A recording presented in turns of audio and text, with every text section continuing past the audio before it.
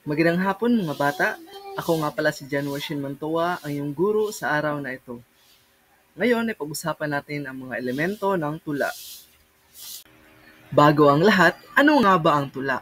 Ang tula ay isang anyo ng panitikan na gumagamit ng mga salita upang lumikha ng isang aesthetic na karanasan sa pamamagitan ng paggamit ng ritmo, tunog at imahe. Ito ay isang paraan ng pagpapahayag ng damdamin, kaisipan at karanasan ng isang malikhain at masining na paraan.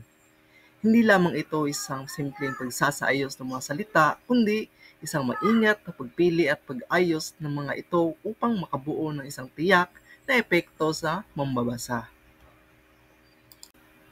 Narito ang mga elemento ng tula: sukat, taludtod, saknong, tugma, kariktan at talinghaga. Ang unang pag-uusapan natin ay ang sukat.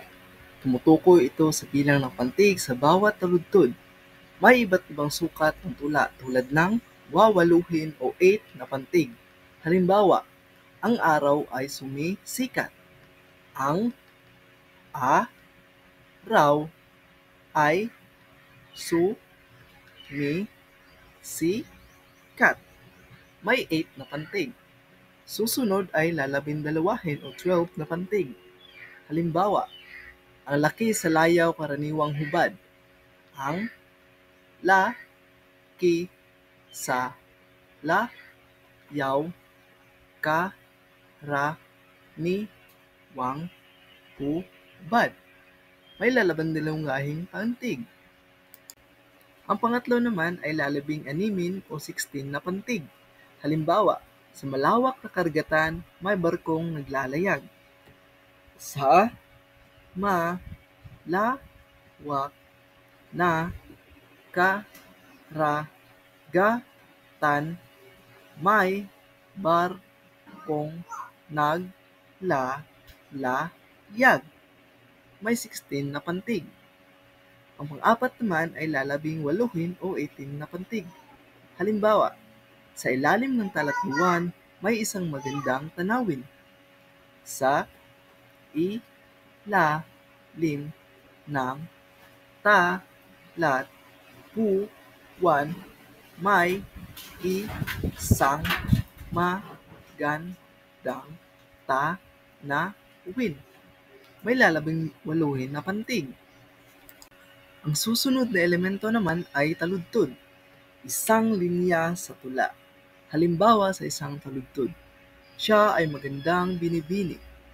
Pangalawang halimbawa, sa dalawang taludtod naman, siya ay magandang binibini, napakabait at magalang.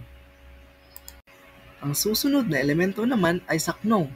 Ito ang grupo ng mga taludtod na bumubuo ng isang unit ng tula. Halimbawa, umuulan ngayon, ang langit ay malamig, sa bubong ay tumutulo, isang himig na malungkot. Para isa siyang paragraph kumbaga. So isang saknong may 4 na taludtod. Ang susunod na elemento naman ay ang tugma. Ang pagkakatugma ng mga tunog sa hulihan ng mga taludtod. May iba't ibang uri ng tugma. Una, tugmang ganap.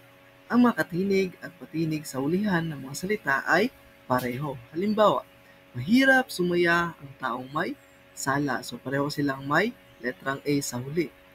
Susunod na tugma naman ay tugmang di ganap. Ang mga patinig lamang ang magkakatugma o magkatugma. Halimbawa, ang kanang kamay ay sikat ng araw. Ang susunod na elemento ay ang kariktan. Ang paggamit ng mga salita na may magandang tunog at kahulugan upang lumikha ng isang masining na epekto. Halimbawa sa mga salitang may magandang tunog, halakhak, nagpapahiwatig ng masiglang tawa. Sunod na halimbawa naman sa mga salitang may malalim na kahulugan, pag-asa, nagpapahiwatig ng positibo at optimistikong pananaw. Ang panghuling halimbawa naman sa mga salitang may malikhaing paggamit, himala, isang salita na nagdadala ng misteryo at pagkamangha. Ang panghuling elemento ay ang talinghaga, isang uri ng tayutay na gumagamit ng paghahambing upang mabigay diin o magpaliwanag ng isang ideya o konsepto. Halimbawa, siya ay isang leyon sa larangan ng digmaan. Ang paliwanag nito ay hindi literal na sinasabi ang tao ay isang leon. Ang talinghaga ay naglalarawan ng tapang, lakas at agresibong kalidad ng isang tao na maaahalin tulad sa isang leon. At doon nagtatapos ang ating talakayan patungkol sa mga elemento ng tula. Maraming salamat sa pakikinig. Paalam!